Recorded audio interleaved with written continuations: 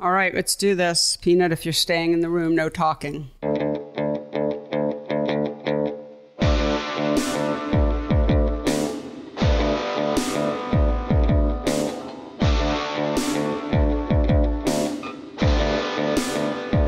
Hello, and welcome to the Photowork podcast, the talky and touchy-feely version of my book, Photowork, 40 Photographers on Process and Practice. Hello, everyone. I'm Sasha Wolf, recording from Woodstock, New York, joined as usual by my favorite guy. Oh, that's going to hurt the feelings of some of my other favorite guys. Okay, but one of my favorite guys, and top five, right? Exactly.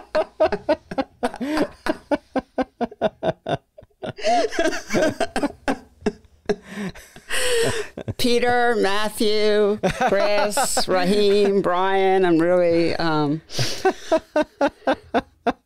joined as usual by definitely one of my favorite guys. I mean, come on. It's hard to beat this guy. It just is, because he is really wonderful. Mr. Michael Chovan-Dalton. Hello, Michael. Hey there. How are things? Yeah, things are good. Things are good. Very wintry. Woke up to a few more inches of snow, winter wonderland. I know. It could be our first whitish Christmas in a long time. Yes. Yeah, if you're on the Northeast or I think a lot of parts of the country, frankly. But so, Michael, this is our last podcast of 2024. And it's been a good year. It's been a great year. I want to thank you, as usual, for doing the heavy lifting and just being such an incredibly wonderful person and invaluable, to say invaluable member of the PhotoWork team would be such an understatement, but for lack of a better word, thank you. Invaluable. You really are, both in your talents and abilities to put out such a great show. I think it's a great show. So that sounded so unhumble. Well, I think it's a great show. I was trying to compliment you.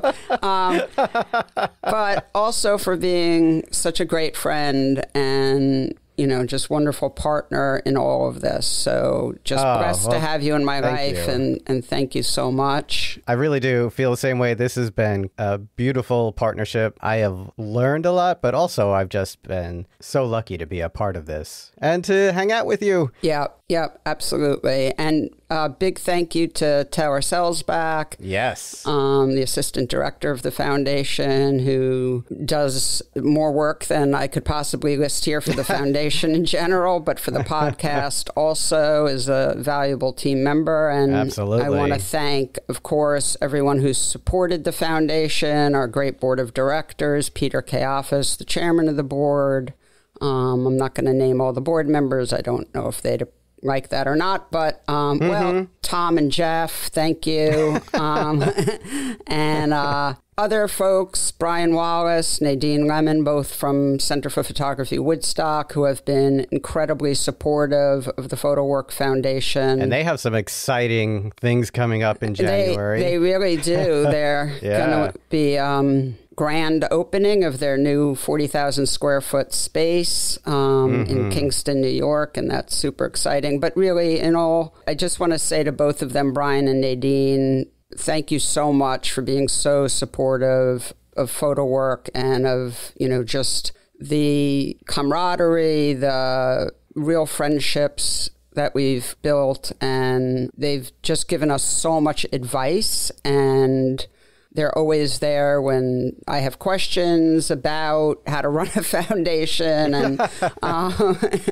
and raising money and things that I'm learning about for the first time, getting grants, all this stuff. So they've been truly amazing. I want to thank, of course, Picture House in the Small Dark Room for our wonderful friends over there for sponsoring the podcast again this year. We love you guys. And Claudia and Richard, you have been so incredible, and it's meant the world to us. So everyone, because of all of you folks, that the foundation is growing in leaps and bounds, and I'm so appreciative. And wow, talk about taking a village. Anyway, so thank you to everyone. And just one last reminder, sorry to do this to everyone, but I'll be quick, that you can still donate to the foundation. $25, $10, $50, $100, whatever would be so wonderful. Deductible. Tax deductible Yes. Before the end of the year. This is our last podcast of the year, as I said. So please just help us out. People have been great, and it makes a really big difference. So thank you. And Michael, I'm sorry, I'm just rambling here, but I want to just say that was really quite lovely. I really want to also we've announced it on social media and on the website. So to anyone who follows us, you know who our 2025 junior fellows are. Yes. But I'm going to let them say hello themselves. So yeah, take it away, junior fellows. Hi, I'm Jasmine Huang. I'm a 2025 PhotoWork Junior Fellow, and I'm from Collierville, Tennessee. Hi, I'm Jess Rhodes. I'm a 2025 PhotoWork Junior Fellow, and I'm from San Antonio, Texas. Hi, I'm Lauren Simmons, 2025 PhotoWork Junior Fellow from Jacksonville, Florida. Hi, I'm Rosemary Haynes, 2025 Junior PhotoWork Fellow from Florence, Massachusetts. Hi, I'm Sam Gulliver, 2025 PhotoWork Junior Fellow from Detroit, Michigan. Hi, I'm Walker Bankson, 2025 PhotoWork Junior Fellow, and I'm from Wilmington, North Carolina. And of course, if you want to learn more about our wonderful new fellows, you can visit photowork.foundation, including who they were paired with, because we have some incredible mentors this year. And Taylor has been posting about them on our Instagram account at photowork.foundation. And I know we're pretty excited for what's coming next year. Absolutely. And also, can I just say that people may be wondering why we renamed the PhotoWork Fellowship the Junior Fellowship. Yes. And drum roll, please. We did that because we are going to be... I probably have a drum roll track somewhere. Don't do it, please. Don't do it. Spare me the indignity. It's bad enough that I said it, boy. We're going to be announcing a senior fellowship. So look for more information on that in January. The senior fellowship is geared toward more seasoned artists, maybe a little older, more sort of mid-career, and many details to follow. But so there will be another opportunity for people to apply for a fellowship actually coming up pretty soon. So start thinking about that. More details to follow, but that's what we've been working really hard on the past year, is conceiving of putting all the details in place, putting all the mentors in place, advisors, and frankly, raising the money. The senior fellowship comes with a large grant. So, yep, had to get out and pick some pockets. So you've been hustling all over town. It's a good thing I grew up in New York City during a time when pickpocketing was quite popular. That's right. Anyway, so all sorts of exciting things. And let's get to today's show, Michael, because it was a wonderful, wonderful episode with the great artist Keisha Scarville. And I have to just say that to me, this was just a really moving, wonderful conversation. I was really just totally taken with Keisha as a person. I had been quite taken with her as an artist, but I love talking with her. Another guest I could have talked to for a lot longer. She didn't have to go in and have some student meetings. Yeah, she had meetings with students. So we had talk about juggling a lot of things. Yes. We had a heart out, but what a lovely, thoughtful, emotional, cerebral person who's really just forging her own path in the art space and photography space. It was great. What did you think? I think I wrote all those adjectives down when I was listening to the show. Oh, really? Taking notes on the show. Thoughtful, cerebral, emotional. Absolutely. First, Keisha tells this story about being inspired by a teacher, a mentor, and it's a beautiful, beautiful story about how she gets into photography, which I loved.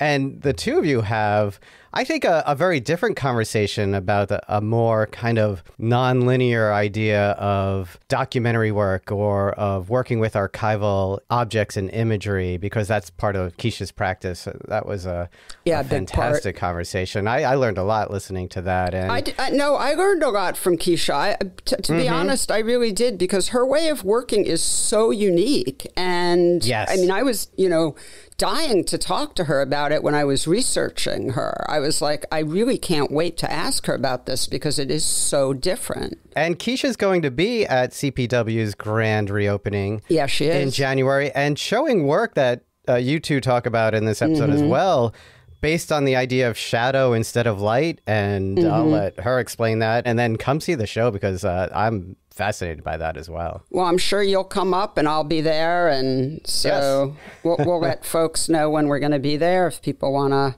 all meet up. Little meet up at Keisha's show at CPW. Yeah, that's going to be fun. Well, the intro is definitely a little long because we had a lot to announce. So why don't we get to it? Michael, again, thank you for everything. I love you. And happy holidays and happy new year to everyone. The PhotoWork team sends love to our community. We feel the love back all the time. And just so happy to be a part of the photo community as usual and with our ever-expanding family. Yes. Well, Happy New Year to you, Sasha, and thank you for really everything you do. You are constantly working on both ends of the foundation, all the fundraising and the people and the shaking hands and the podcast. I know this is an enormous amount of work for you. I love you too. And Happy New Year to all our listeners. And here is your conversation with Keisha Scarville.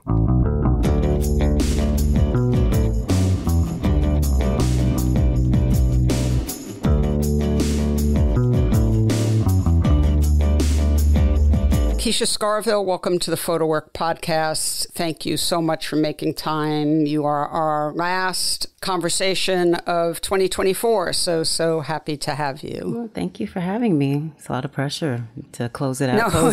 Close out 2024. So what a year. What a year. Okay.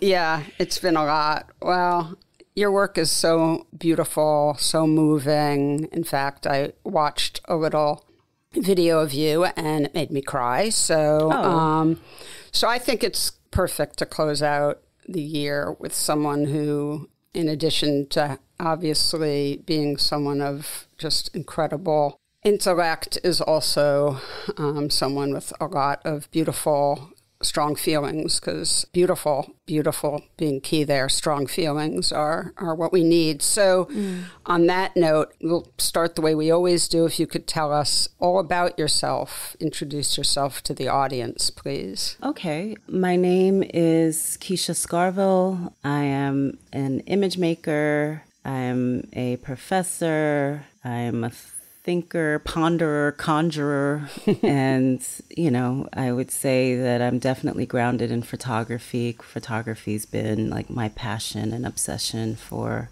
most of my life. I mean, I think that's kind of how I would introduce myself. I mean, we can talk more about the images that I make, but yeah, that's generally what I do. And tell us about where you're from and your, I know, but just give us your backstory and where you were born and raised and how you got to be a photographer and your family and your journey. So I was born and raised in Flatbush, Brooklyn, New York. My parents immigrated to the United States from Guyana, South America in the late 60s. And growing up, one of my first introductions or understanding or kind of like awareness of photography and the camera specifically was through my father.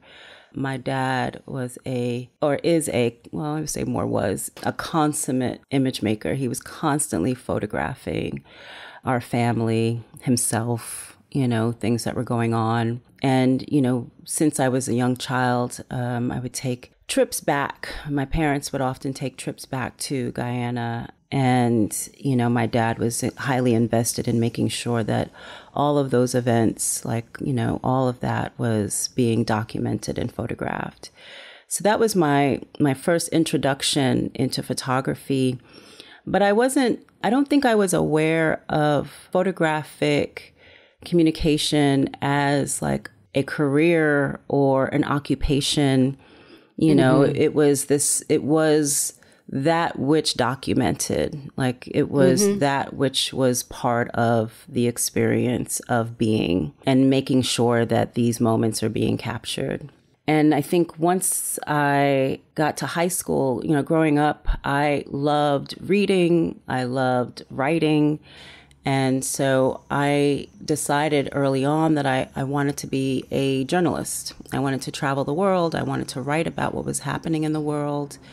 And at the time, and this is still true, you know, you can choose high schools, vocational high schools, where half your day would be spent, you know, learning math, science, and then half the day would be spent focusing on a particular vocation. And so I went to a high school called Graphic Communication Arts in Manhattan, West 49th Street.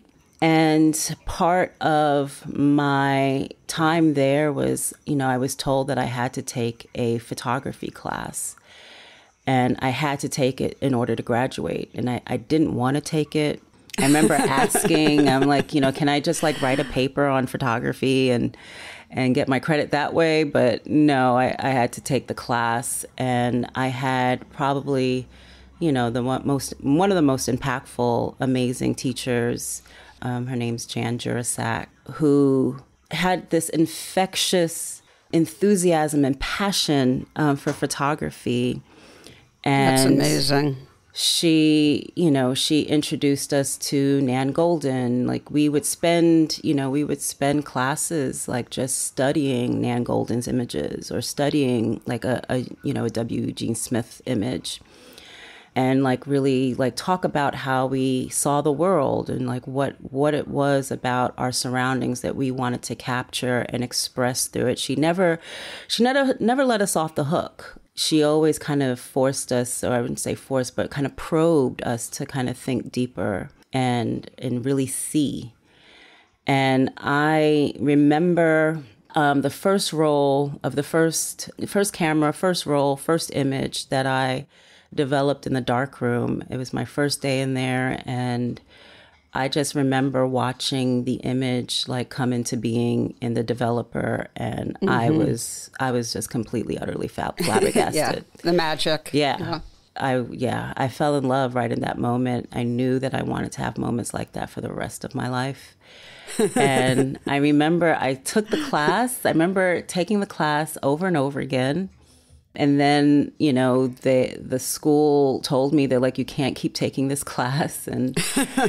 But she was so incredible that she would let me come in before school started. I would come in before school started and use the dark room. During lunch, I would be in the dark room.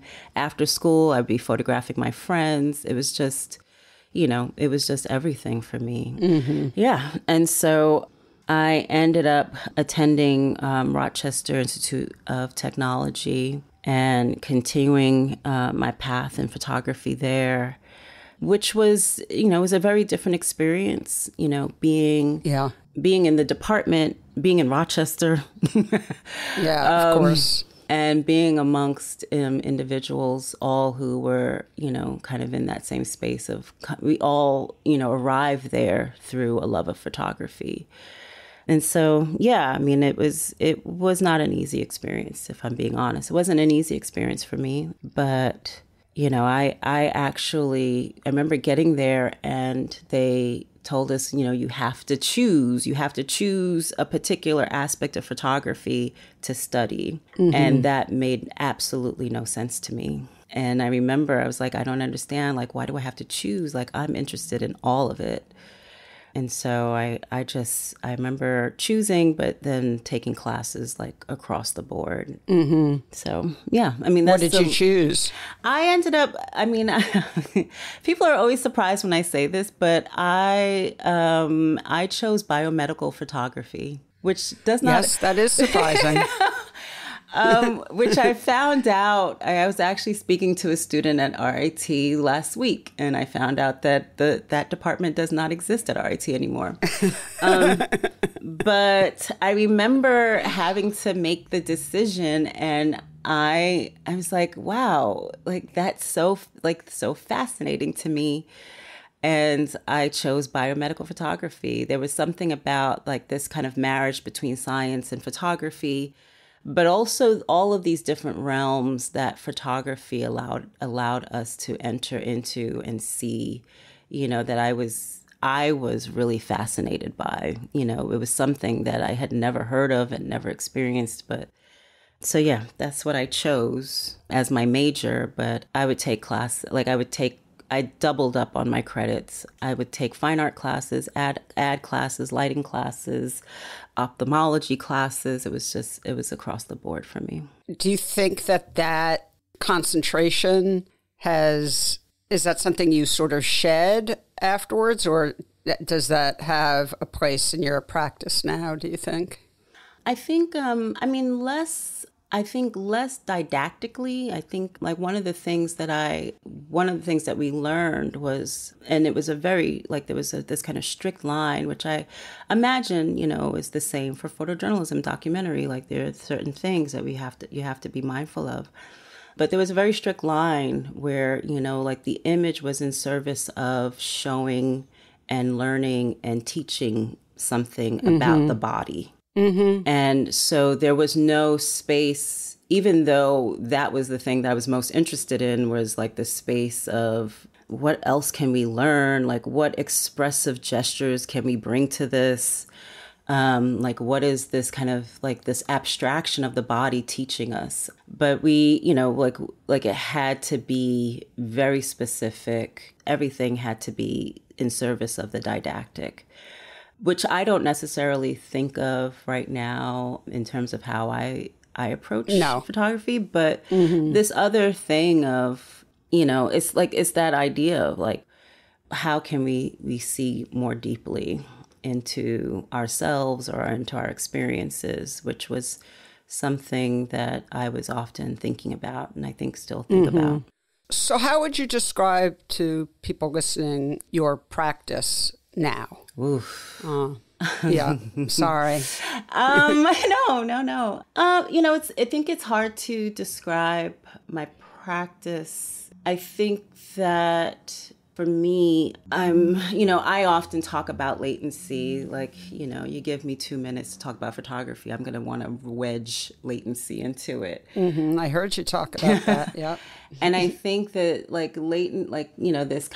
this relationship to latency, I think is at the crux of my practice in terms of like, I'm constantly thinking about like that space of unearthing. Like the image is the image, but what is the image unearthing, or like what is happening within that space? I think that, you know, the majority of my time is spent kind of thinking about like, you know, what are all the different narratives that are embedded within a space, within a body, and how do we address that? You know, I think I came to this place through, the passing of my mom, which I think really sparked this for me where, you know, I never had to kind of deal with absence in that way ever before. Mm-hmm. And not only absence in terms of like a daughter in relationship to her mother, but also, you know, the absence of like what the camera does not have access to. And so for me, it became this kind of journey of like how to understand and like, is it possible? Like, you know, what does that look like for a photograph? So there's all these kind of like metaphysical things I think going on, you know, within my practice. On any particular day, you know, I wake up and I'm like working on a project about my dad. I'm reading, I'm thinking about places that I want to photograph in, and like places that I may want to construct something into. So yeah, I think my practice is very grounded in like this concept of latency. So just going to be a little bit more specific, even though I love your answer, but I'm a practical, pragmatic type of person. Yeah. So for folks listening, you are very much a conceptual artist who works a lot with the archive, creates a lot of collage. Mm-hmm. You're a real visual artist using photography. I mean, you're just a spectacular photographer. Mm-hmm. But, you know, I have a lot of conversations with people who go out into the world and sort of find their project. And it seems to me, more of someone who finds their project in quiet, intimate moments in your world and then goes out to create and grab what you're looking for in order to manipulate it into a final form that is along the lines of what it is you're trying to say. And you work in black and white and color, although I think you've been doing a lot in black and white the past number of years, but just trying to give folks a sense of the type of work you're making, although they will, I hope, be looking at it as they're listening to this conversation. If they don't already know it, a lot of people do. You published your first big book with MACK this year called Lick of Tongue, Rub of Finger on Soft Wound. Beautiful title. I want to talk about this book because there's so many things about it that really blew my mind. It's extremely emotional and it's smothering in a way that is not aggressive, or it's smothering in the way it's designed and in the way as a viewer there's almost no white space. It's extremely dense. I think there's around 100 images. It grabs you, brings you into this world, and doesn't really let you go. There's a few moments of sort of places where the viewer can slow down a little with a little bit of text, but I don't want to give people the wrong idea. There's very little text, and the respite is really short before you go back into this very dense, image-heavy world. Do you want to talk a bit about the book? And then I ask you some questions and throw out some thoughts I have. But is there anything you want to add? Maybe you could do a better job of describing it than me. No, I mean, I appreciate your description. I mean, I think those were some things that I was consciously trying to do. The book. So the book, actually, half of what's in the book did not exist before the book. And so I had the opportunity to meet with Michael Mack, and I remember showing him my work, and I remember he looked at me and he was like, well, what type of book would you want to make? And I remember immediately saying to him, I don't want a catalog. And I was like, right. And I remember I was like, is it possible to make a book without my photographs? Right. I read somewhere you saying that you were wondering if you could make a book without any of your images, but just make a book about the ecosystem of making images, which just blew my mind. I was like, wait, what does that book look like? Seems like maybe you came up with a happy medium, but go on. Yeah, I mean, I think I was like, he and I got into this conversation, this long discussion. I'm like, there's so many things that are with me when I'm photographing. There's so many images that I'm thinking about when I push that button. And I was like, I kind of want to foreground that. I want to talk about that. And so, he gave me the charge, and he's like, go do it. And he's like, we'll take as long as you need to do. And he's like, but, let's do it.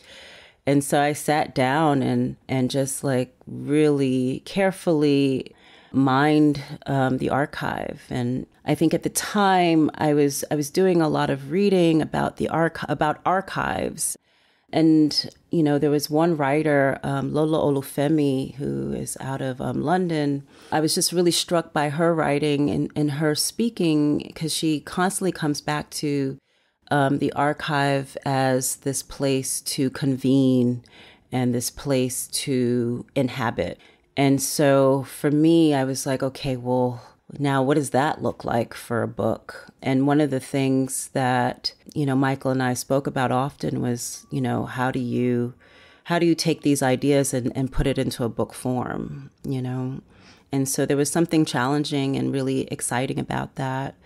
There was a lot. Keisha, let me just jump in 1 second. I really want to ask you this. Yes, I'm please. Sorry to cut you off. No, please. What is the archive? What is the darn archive? What are we talking about here specifically?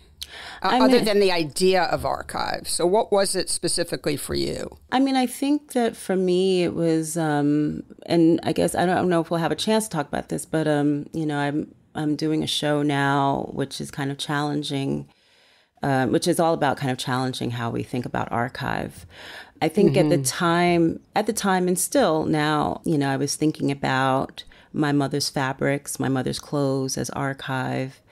I was thinking about the images that I was raised with, and not just like photographs, but like television and movies and books and, just like that, all the things that get carried forward and kind of we have to like sit with. So I think for me, it's that. I think it's, and I don't think that it's just the material. And I think that was kind of where I wanted some of the writing to kind of speak to, were these kind of elusive aspects of the archive. Like, if we're talking about like what is the archive, it's, it's the ways in which like we hold time, like what are the materials that we use to hold time, like what are the materials that we are given and what are the materials that get carried forward, or how do we choose to carry them forward, which I think is kind of like the most straightforward way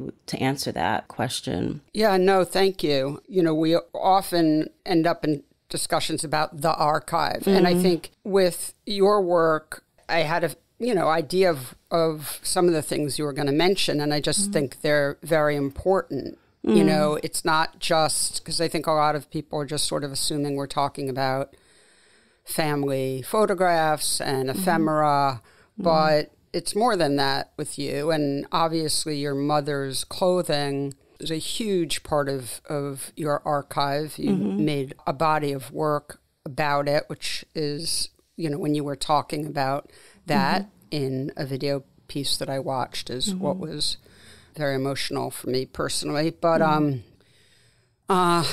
sorry. No. No worries. So one thing that's really interesting, and I really want to center talk a little bit about this, because I want you to get into this and share this with the listeners, because I think they're going to be quite fascinated by this.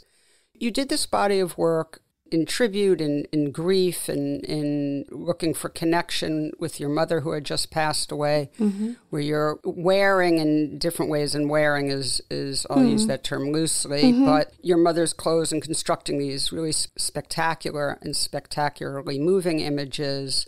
But it seems to me that you've sort of abandoned the idea in certain ways, I don't want to make that too definite, of bodies of work. Yeah. So you were making real bodies of work, including that one we were just talking about, a body of work of passport photos manipulated and collaged of your father's passport. But now it seems to me, and I want to just be very clear, your book, this wonderful book that you made with MACK that we're talking about, does not have bodies of work. No.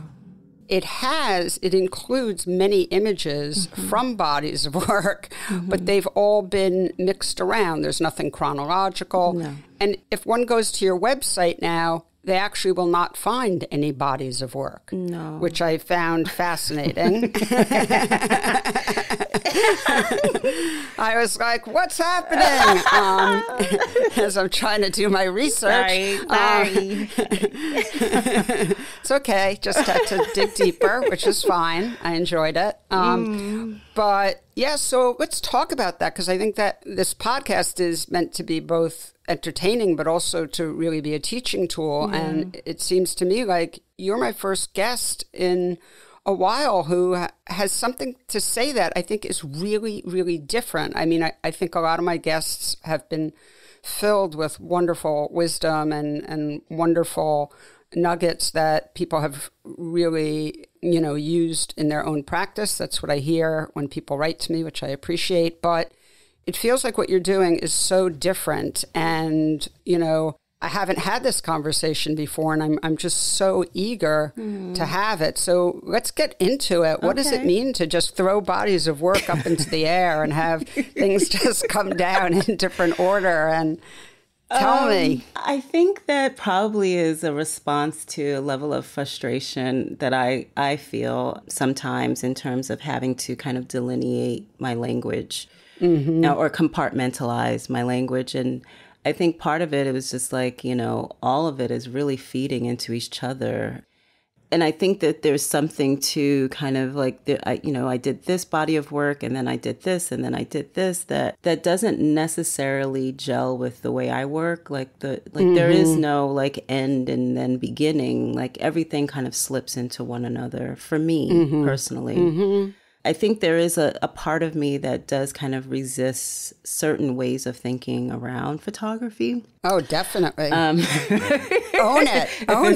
It's not apparent. It's apparent. And that is definitely one of the things. I mean, even when I go to do talks, sometimes it's a little hard because I do find myself having to kind of figure out like, okay, well, how do I kind of talk about how I arrived here without talking about, but I mean, really, like it just was a model or structure that just never or does not make sense to me.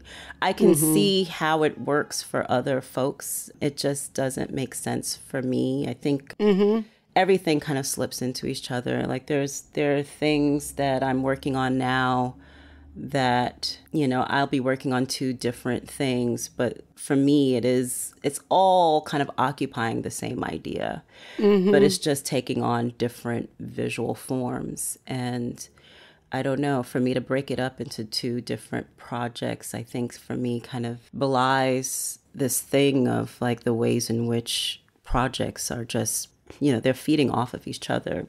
So it's something that, comes up for me even in the classroom where students are thinking about, like series and, and how to present their own work.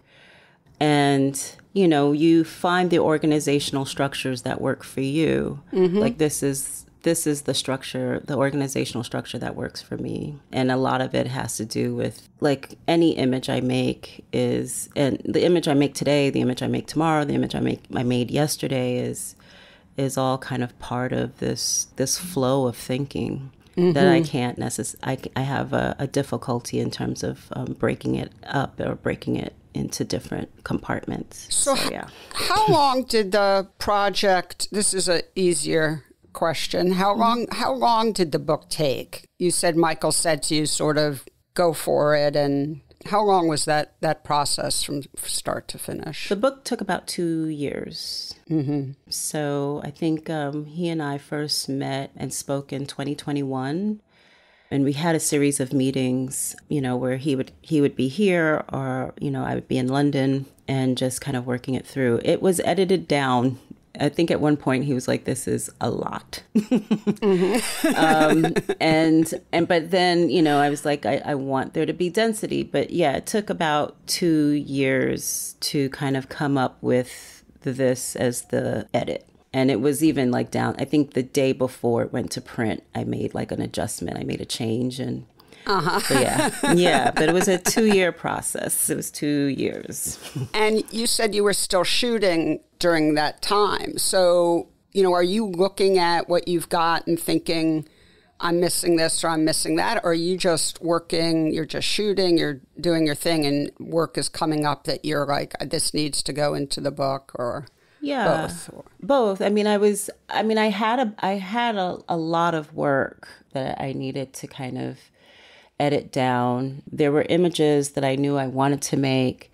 And then when it came to the collages and like the images that kind of occupy the center of the book, that took a while to kind of put together. So during the time I did, I traveled back to Guyana, I think twice, to photograph because I knew I wanted to have that landscape be represented in the images or in the book somewhere. And it just kind of like, it started off with like, I had a bunch of like cutout images that I showed Michael.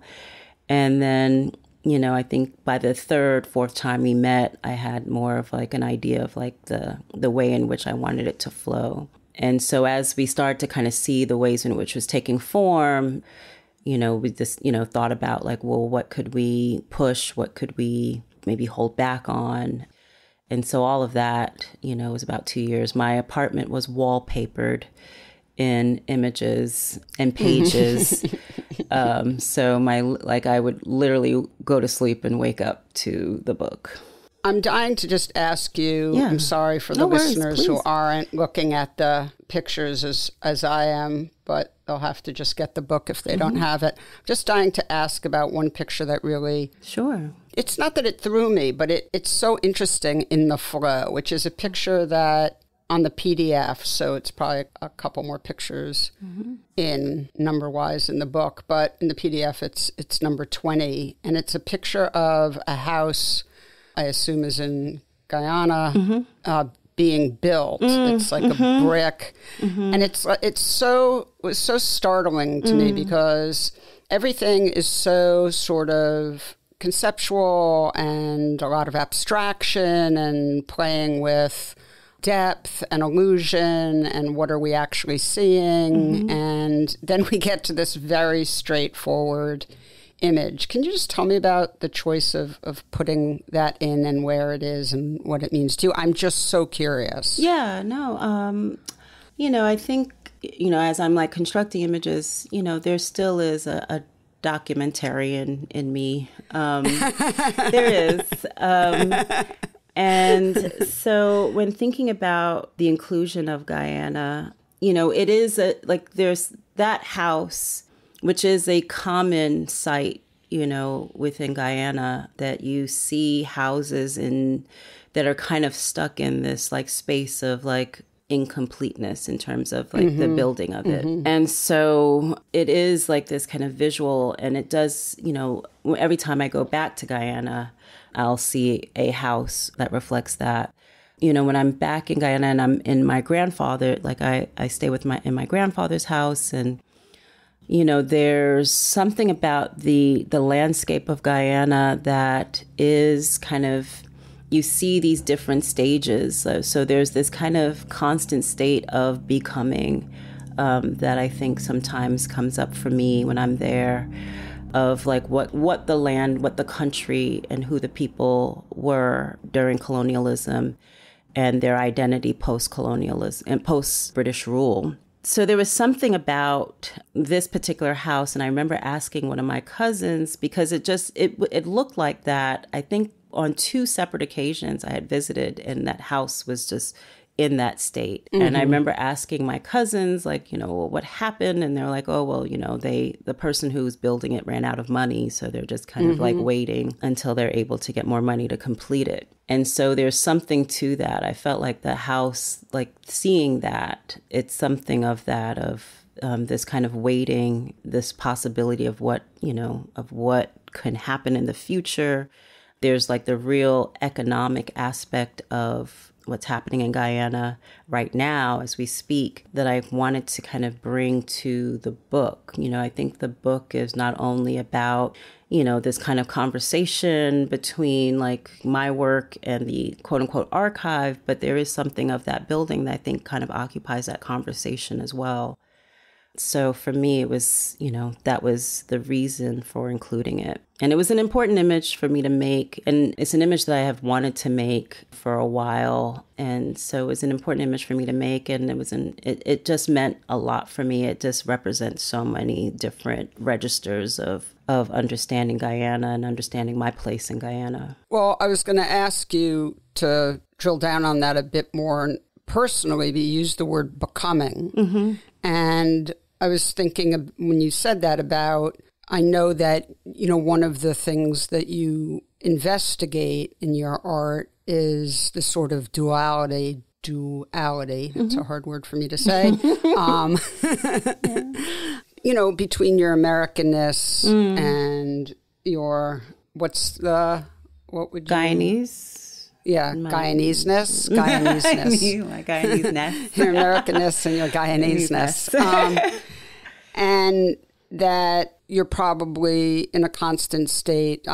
Just tell me to be quiet if I'm just, being ridiculous. But, becoming both those things all the time, because you're extremely connected to both places. And anyway, I just was wondering if there was also a very personal reason for the photograph. I mean, I think there's a connectedness to the visual. I think there's a connectedness to this kind of conversation around belonging and the house. I mean, I think of it less as like a duality, but maybe even more so as kind of an in-between. You know, there's, you know, I was born here, even though the majority of my family is in Guyana. I can never claim fully Guyana as my identity, which my family in Guyana will tell me right away. But I think at the same time, I've never felt fully comfortable claiming the identity of American. And so there is this kind of thing of being like in between.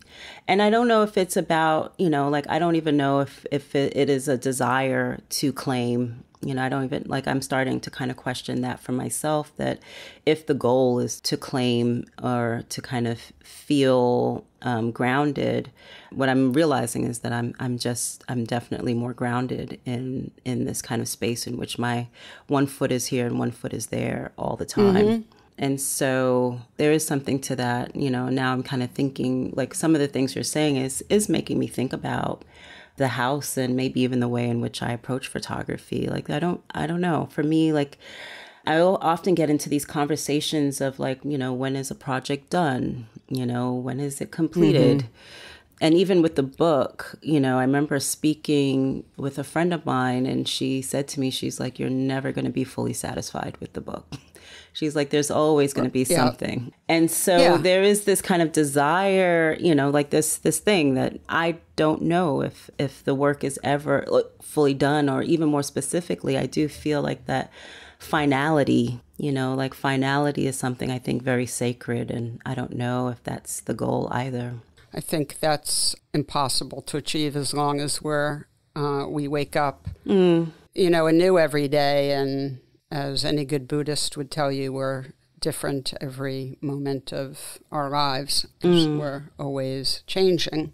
So I know we don't have a lot of time, and I really do want to ask you about, you mentioned a show that you're working on right now about the archive. Can you tell us a little bit about that and where it's happening and those things? I am working on 2 shows, one that's opening at CPW, which I'll speak to first. By the way, I'm going to be there for lunch today. So. Oh, wonderful. Oh, tell everybody I said hello. I will. They're going to love it. I was talking to you before I headed over there. So the CPW show is a result of the Saltzman Prize that I won that was early this year. And so for the show, I'm going to be focusing on shadow. The title of the show is Recess, and it is this kind of continued thought process that I've had come up in my work, which is like thinking about the shadow as threshold. And the show actually, or this kind of like how I arrived here, was about a year ago. Tina Kempt came to my studio, and she and I began talking, and we ended up having this like long discussion about the ways in which shadow shows up in photography. We were talking about Dawood Bey. We were talking about Roy DeCrava. I love these conversations. I'm so sorry. It's okay. And even, you know, the ways in which it kind of touches on Blackness. And so just kind of thinking about, like, you know, what if light wasn't the thing? Like, what if the shadow was the thing that activates the image? And that conversation, which kind of became this kind of recurring conversation between me and Tina and over the course of a few months. And so for the show, I'm kind of focusing on like that as kind of being like the generator for the image. And so in the show, I'm focusing on some which are quite new images. And I'm also kind of including fabric prints or fabric into the installation. So I've been thinking of the show as more of an installation piece than like a series of photographic images, even though images will be part of it. But just kind of thinking about ways in which, you know, the absence or the recession of light now brings in a new way of looking or thinking, maybe not new, but just kind of like activates a different way of looking. So that's going to be at CPW, which is opening next month. And also at ICP, I'm co-curating a show along with Elizabeth Sherman and Sarah Ikow. And I'm curating a group show, and the title is New Archives in Recent Photography. And so it's 7 artists who incorporate photography into their practice. 7 artists who are kind of rethinking ways in which to activate archive outside of the institutional archive. So ways in which, in my case, which I'm included in the show, ways in which fabric or material or instruments. So it's a wide variety of different practitioners who are thinking about archive in a different way, but kind of also kind of thinking about this practice of conjure. And so it'll be my work, Tara Kragnack, Widleen Cadet, Camila Janan Rashid, Shayla Miller, Sasha Wartzel, and Koyo Miranda. That Exciting. Is also opening next month. Wow. You must be really busy. Oh, yeah. Oh, yeah. And I'm also working on my second book with MACK. So it's... wow. That's so exciting. Yeah. Congratulations. I did not know that. Yeah. Wow, that's wonderful. Yeah. Well, it's a few minutes before you are supposed to be meeting with your students, so I'm going to let you go. But thank you so much for making time to do this, for being our final guest for 2024. I love talking with you, and I look forward to seeing you up here at CPW, and really look forward to seeing your show, which I know is going to be wonderful. Thank you. Yeah, thank you so, so much. Really appreciate you. Thank you. Thank you. Thank you for having me, and thank you for the conversation, and also thank you for the questions. Like I thrive off of the questions, so thank you for that. Yeah, well, I love talking to artists like yourself, and the artistic process is so fascinating, and usually, not always, but usually comes from such a moving place when people are able to talk about why they put themselves through this difficult life as an artist. It's often because there's something very deep and powerful in them that they need to express. And I urge everyone to get your book and look at your work. And I will just give another shout out to the series of Your Mother's Clothes, which for anyone who has lost a beloved parent will, I think, feel the way I did. So thank you for the gift. And as painful as it is, it's wonderful to be given the gift of, a moment when you can sit and think about the parent that you lost and feel a connection to another person who's experienced that. So I thank you. I thank you for that. Thank you. Sincerely. Yeah. All right, Keisha, be well. Have a great day, and I will see you up here in slightly chilly, but don't let that scare you. Upstate New York. Okay. Right. Have a wonderful day. Be well. You too. Thank you. You too. Okay. Bye. PhotoWork with Sasha Wolf is a production of the Photowork Foundation. Executive producer is Sasha Wolf, and the associate producer is Taylor Selsback. The show is also produced and edited by me, Michael Chauvin-Dalton of Real Photo Show. Music is by J. Walter Hawks. If you like the show and wish to find out more about the Foundation, please visit photowork.foundation and be sure to subscribe and review with all the stars on your listening platform.